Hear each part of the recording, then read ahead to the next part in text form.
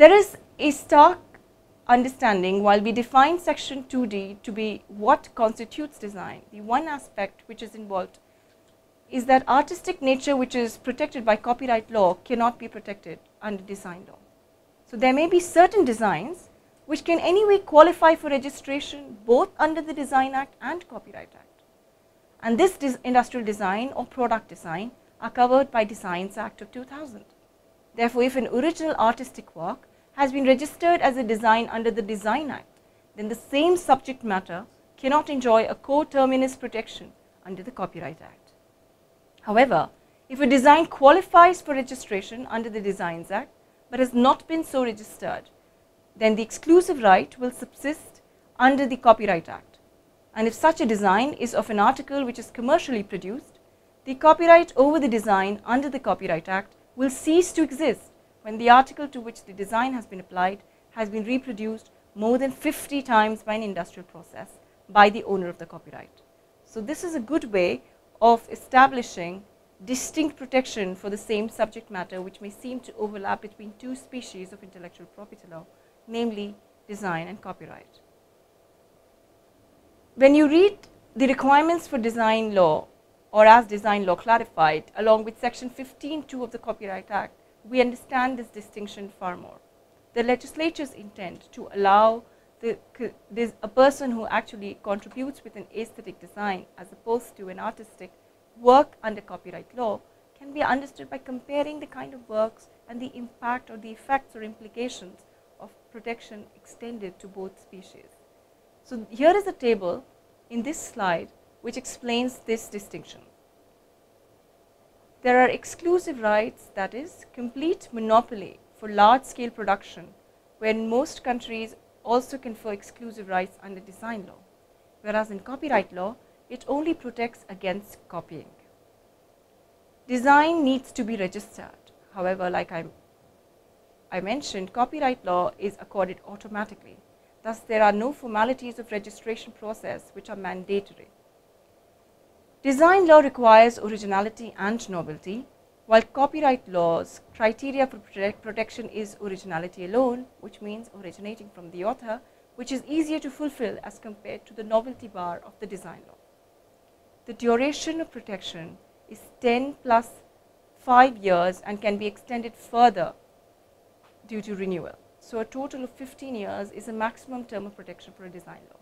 However, the duration of protection in case of copyright is much longer, which is life of the author plus 60 more years. And finally, a design can only be confined to the product that it has been registered upon. However, copyright law is not product specific. So the class of goods for which a particular design has been applied to is what protects and limits the scope of protection in design law, as opposed to what is protected in copyright law, which is not product specific. Let's understand what leads to actually infringement of a design right. And this is termed as design piracy, as mentioned in section 22 of the Act. Design piracy would mean an activity to publish or to have it published or expose for sale any article of the class in question on which either the design or any fraudulent or obvious imitation has been applied. To either apply or cause to apply the design that is registered to any class of goods covered by registration, the design or any imitation of it, and finally to import for the purpose of sale any article belonging to the class in which the design has been registered and to which the design or fraudulent or obvious imitation thereof has been applied. So in short, design piracy means an unauthorized copying of an aesthetic, appealing attribute of an article for commercial purposes. Section 22, Clause 2 stipulates a remedy against design piracy, and the remedy is a suit for damages, injunction, or for rendition of accounts, which is maintainable only when filed before an appropriate court, which may be a district court or a high court, depending upon the quantum of damages being claimed. What could be the defenses against a design piracy claim? Defenses to a suit of infringement would include functional requirements, as well as the article having no eye appeal. In order for infringement to be found, the court must determine whether the alleged infringing designed article has the same shape or pattern and eliminate any claims for similarity. The remedies for a design infringement would include the remedies which are civil in nature, which is an injunction, a suit for damages, delivering up of infringing articles, and criminal remedies would entail imprisonment or fine or even both. As mentioned, the Section 22 Clause 2 stipulates the remedy in the form of payment of money by the person who infringes a registered design. Further, in addition to payment of money, a suit for injunction restraining the infringement of registered design and for rendition of accounts, maintainable only when filed before an appropriate court, requires a sort of a strong remedy available for any person who indulges in creating original design works in India. To understand the overlap between copyright protection and design law, let's revisit the case of Escorts Construction Equipment Limited versus Action Construction Equipment Limited, 1999, PTC 36, Delhi. The Delhi High Court in this matter had the occasion to interpret this part of the definition as contained in the Designs Act of 1911. This case was concerning the alleged illegal copying of a design by the respondent of pick and carry hydraulic self-mobile cranes manufactured by the plaintiff. Though the case was not directly coming under the Designs Act, the court examined whether the said design was capable of registration under the Designs Act. And after examining the definition of the design under the Act, the court held that the design in question was incapable of registration. According to the court, the definition made it amply clear that the primary objective of the Act was to protect shape and not function or functional shape. And the expression design does not include a method or principle of construction of features or shape or configuration which are dictated solely by the function which the article to be made in that shape or configuration has to perform. So, rejecting the contention of the plaintiff, who claimed protection of certain specific parts of the crane, the court held the aforesaid parts of the crane are made in a particular shape so as to interrelate with others mechanically, and these parts of the crane are not made to appeal to the eye, but solely to make the crane work or function better.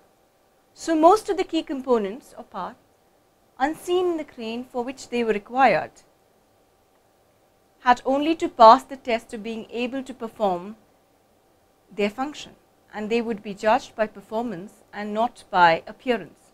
Consequently, the aforesaid key components or parts are incapable of being registered as designs, and therein we understand what can be an artistic work, but if found to be overlapping or having any functional attributes which are more than just mere appealing to the consumer's eye, they will be excluded from the protection of design law. So that is what this entire module contains. Let's revisit the learning points. We began by understanding the legislative history of design law, and the present Act of 2000 and the rules of 2001 apply is what we learned.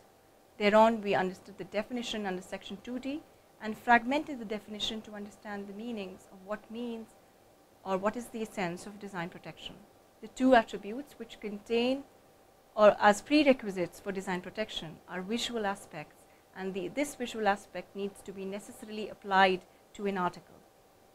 And finally, we went on to separately study about the overlaps with design protection and protecting it from any functional design protection which is then falling into the subject matter of patent law and away from design law.